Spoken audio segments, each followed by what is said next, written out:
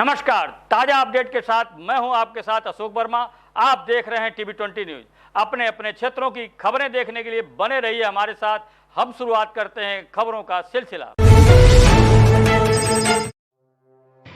जिलाधिकारी श्री विशाल भारद्वाज ने आज अमृत सरोवर योजना के तहत बिलरियागंज के पटवत कौतुक शिव मंदिर के पास बन रहे अमृत सरोवर एवं नसीरपुर में अमृत सरोवर का स्थलीय निरीक्षण किया।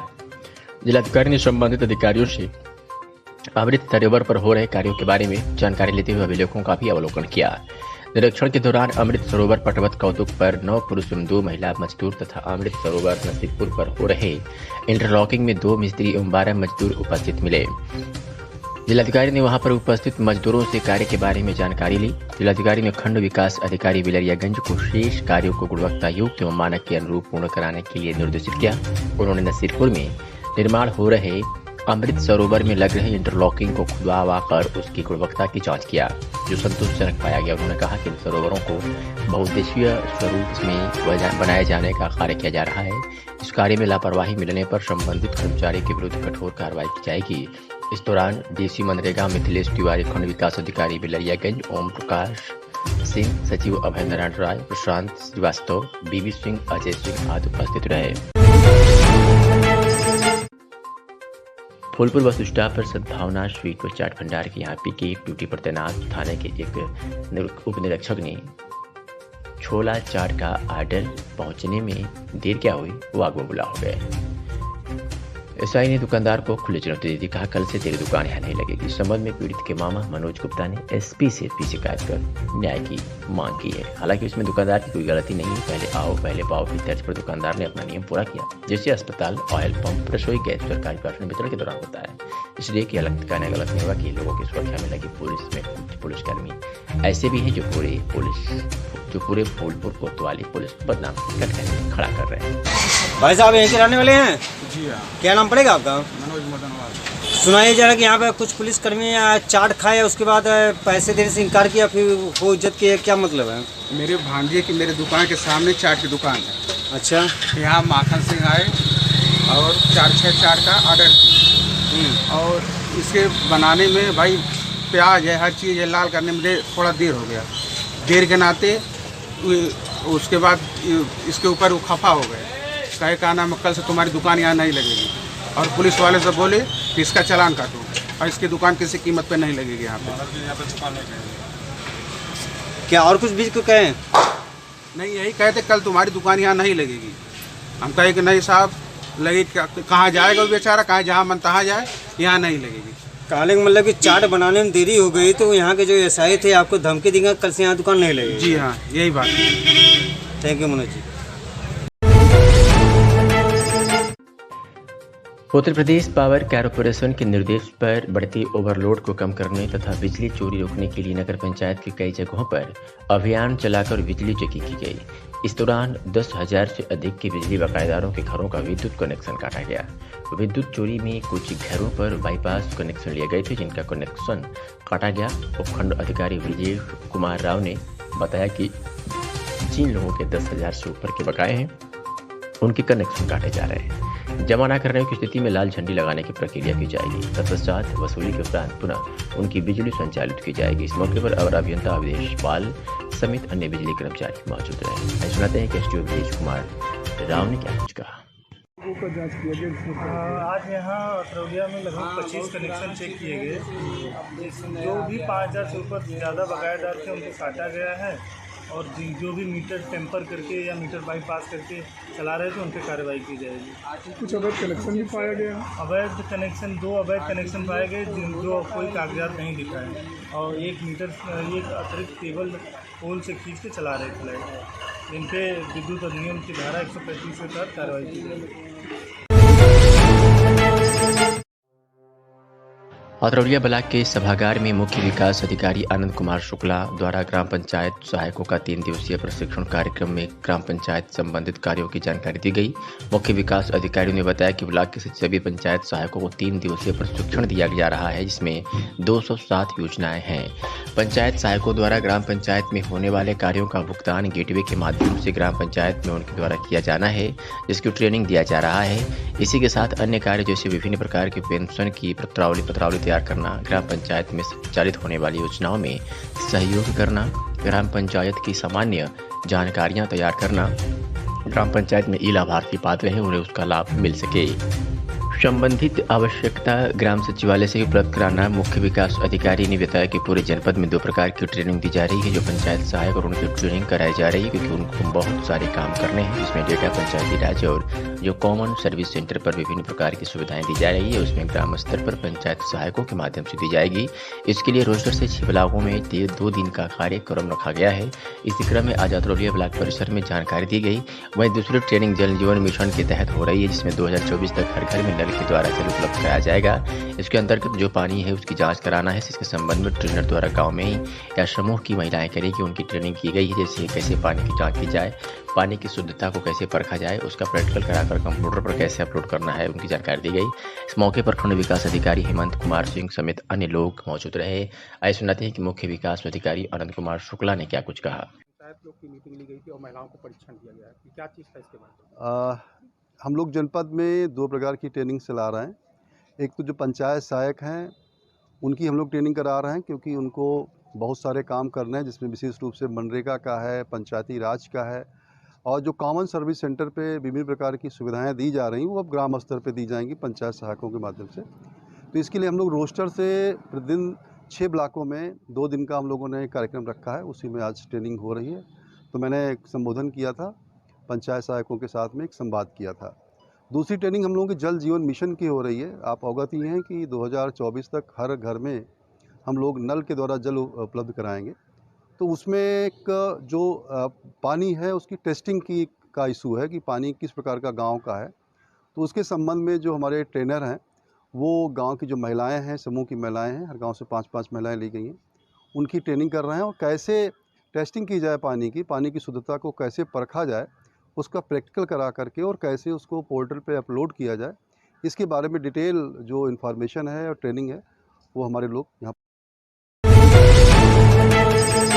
बलिया के बैरिया से खबर है, जहां जनपद बलिया पुलिस द्वारा एक अभियुक्त को गैर प्रांत निर्मित अवैध अंग्रेजी शराब अवैध गांजा की तस्करी कर बिहार जाते समय में वाहन के साथ गिरफ्तार किया गया है। कब्जे से कुल भारी मात्रा में अवैध अंग्रेजी शराब बरामद की गई है, जिसकी कीमत 12 लाख रुपए बताई जा रही है, और साथ ही क्रेटा कार की भी बरामद की गई, जिसकी कीमत 14 लाख रुपए बताई जा रही है।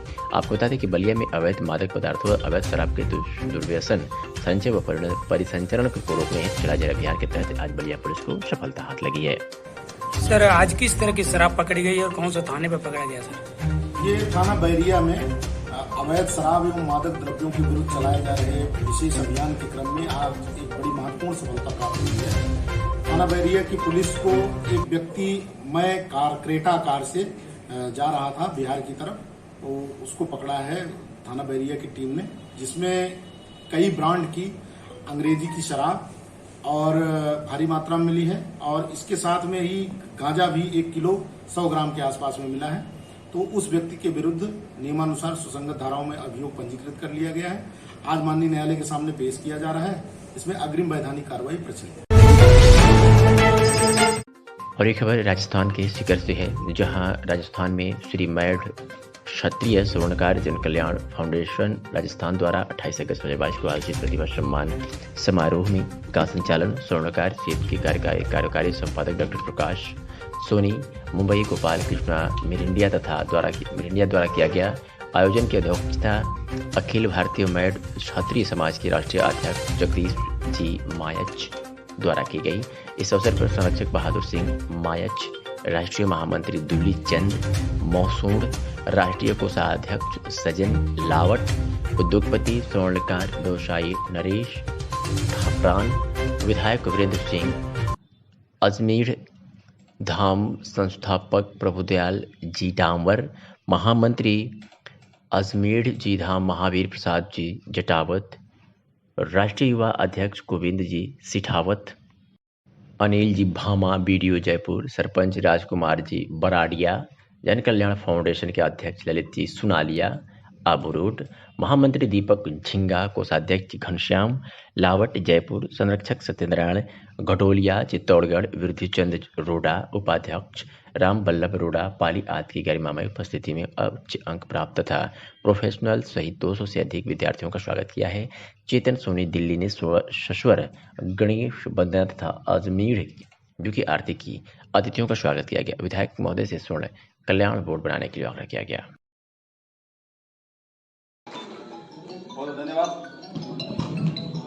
बहुत बहुत धन्यवाद श्रीमान जुगल किशोर जी सहदेव, जोधपुर निवासी, आज इस संस्था के आप संरक्षक हैं, साथ में कोटासना सती माता विकास ट्रस्ट के आप राष्ट्रीय अध्यक्ष भी हैं। ये हमारा बड़ा सौभाग्य है कि इस धाम पर हमारे राष्ट्रीय पदाधिकारी बैठे हुए हैं और एक ऐसी पीढ़ी जो इस भविष्य को कि हम अग्रसर हो रहे हैं, इस समाज के भविष्य को हम अग्रसर हो रहे हैं, ऐसी पीढ़ी आज यहाँ बैठी है और बहुत अच्छी संख्या में बैठी हुई है। ये आज कुछ न कुछ संदेश लेकर, हम सबसे संदेश लेकर कुछ न कुछ सीख कर जाएगी और मैं उम्मीद करता हूँ, विश्वास करता हूँ कि पीढ़ी ही समाज की ऐसी पीढ़ी होगी जो समाज को कितनी बड़ी ऊंचाई पर ले जाएगी, हम कल्पना भी नहीं कर सकते हैं। तो जोरदार मैं चाहूंगा इन बच्चों का स्वागत, हमारे सारे सब लोग बैठे हुए कर्तव्य ध्वनि से जोरदार करें बच्चों का स्वागत। रोली तिलक थाल श्रीबल लिया सजाए, रोली थाल श्रीबल लिया सजाए, स्वागत है भेंट दुशाला लाए। स्वागत हमारे बच्चों का, मातृशक्ति का, युवाओं का, पत्रकार बंधुओं का और हमारे इस शोभा को बढ़ाने वाले हमारे सभी राष्ट्रीय पदाधिकारी, उद्योगपति, व्यवसायी वर्ग का। न जाने क्या रिश्ता है, न जाने क्या रिश्ता था टहनी से। टहनी समझते हो ना, डाली। अब डाली बोला ना, डाली को मतलब जो कुछ पक्षी लोग डाली बैठे रहे। न जाने क्या रिश्ता था टहनी से, उस प्रहरी का कि उसके उड़ जाने के बाद भी कुछ देर कांपती रही। जब कोई पक्षी डाली पर बैठती है और उसे जब उड़ती है तो डाली भी कई देर तक तड़पती है। यही रिश्ता समाज और समाज के संगठनों का होता है। हम कोई भी व्यक्ति समाज से भिन्न, समाज से अलग रह ही नहीं सकता, क्योंकि व्यक्तियों का समूह ही तो समाज कहलाता है और वो व्यक्तियों का समूह यदि समाज के निर्माण में, समाज के योगदान में, समाज के हित के लिए, समाज के स्वस्थता के लिए, समाज के योगदान के लिए, समाज की उन्नति के लिए, प्रगति के लिए, विकास के लिए यदि कार्य नहीं कर सकता तो हमारे में और जानवरों में कोई अंतर नहीं है। हमारा दायित्व बनता है, जिस समाज में जन्म लिया, जिस गोत्र में जन्म लिया, जिस परिवार में जन्म लिया, जिस कुटुंब में जन्म लिया, उसकी बेहतरी के लिए, उसकी खुशहाली के लिए, उसकी प्रगति के लिए, उसके विकास के लिए हम जितना कर सके, तन से, मन से, भाव से, विचार से।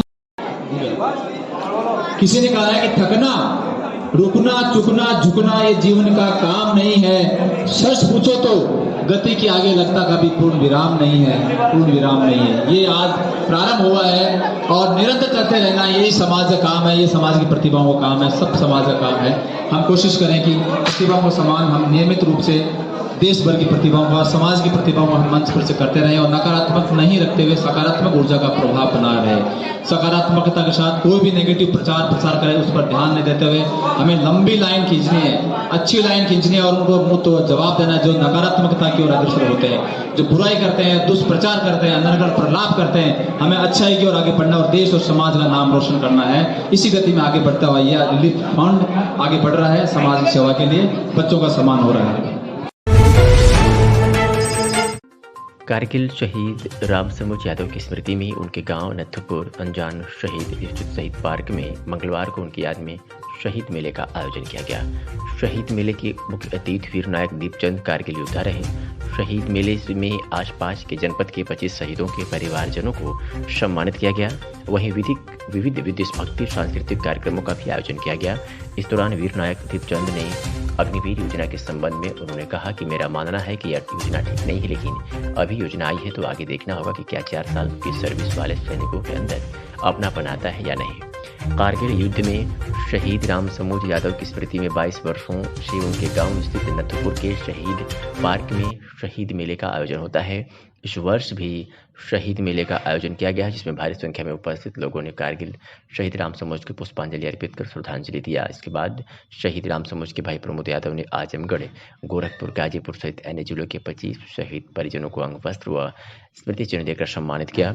शहीद मेले में मुख्य अतिथि वीर नायक दीपचंद्र, जो कारगिल युद्ध के दौरान अपना एक हाथ व दोनों पैर गंवा चुके हैं, वे पहुंचे। उन्होंने शहीद मेले में उपस्थित लोगों को कारगिल युद्ध के दौरान साहस, वीरता और देशभक्ति की गाथा से लोगों को रूबरू कराकर उत्साह किया। वहीं विभिन्न प्रकार के देशभक्ति गीतों व कार्यक्रमों के माध्यम से शहीद मेले में उपस्थित लोग देशभक्ति में डूबे रहे।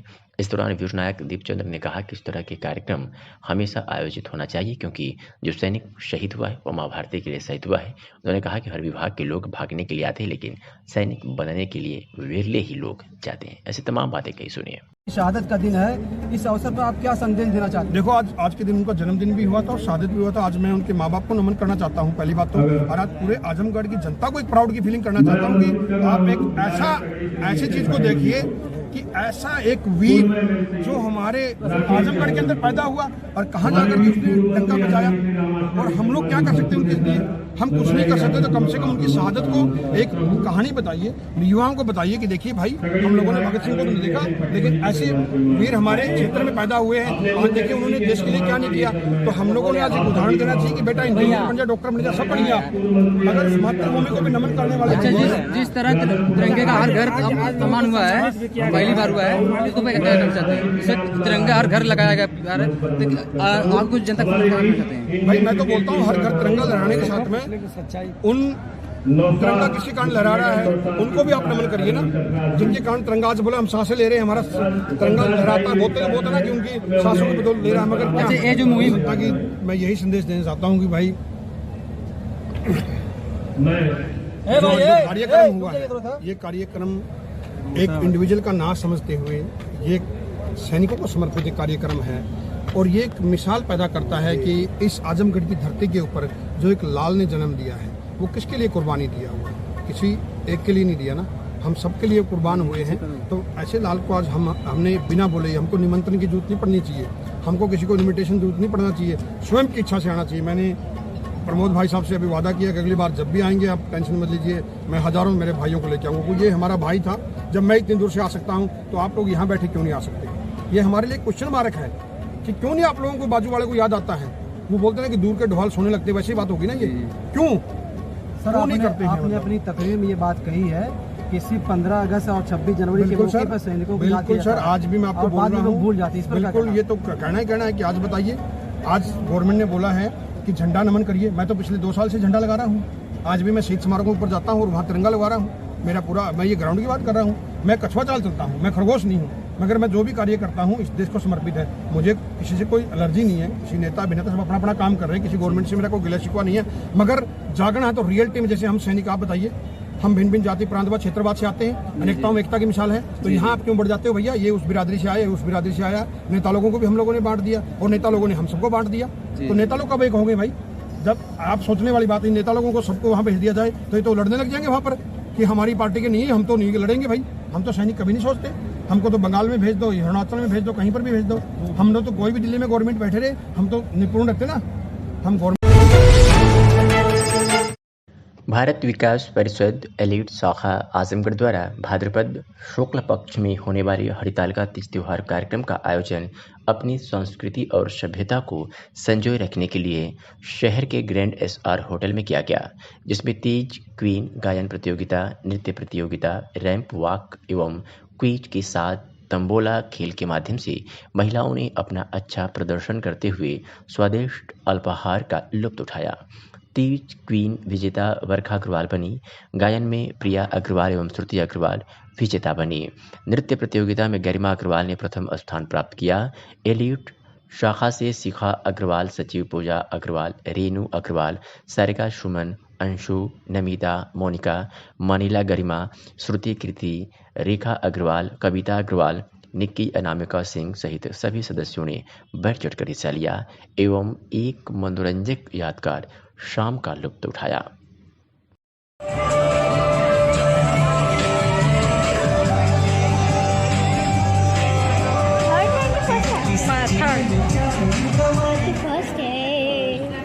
Singing category first runner up यानी कि second position.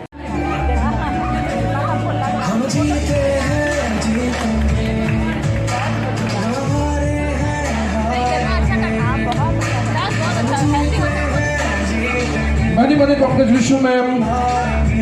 Thank you. Thank you.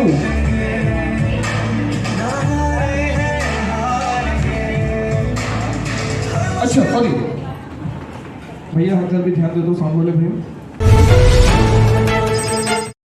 Police अधीक्षक आजमगढ़ अनुराग आर के निर्देशानुसार जनपद स्तर पर अवैध शराब बिक्री व तस्करी से संबंधित कारोबार करने वालों के विरुद्ध अभियान चलाया गया। इसमें विभिन्न थाना क्षेत्रों के 171 ईंट भट्ठों पर दबिश दी गई।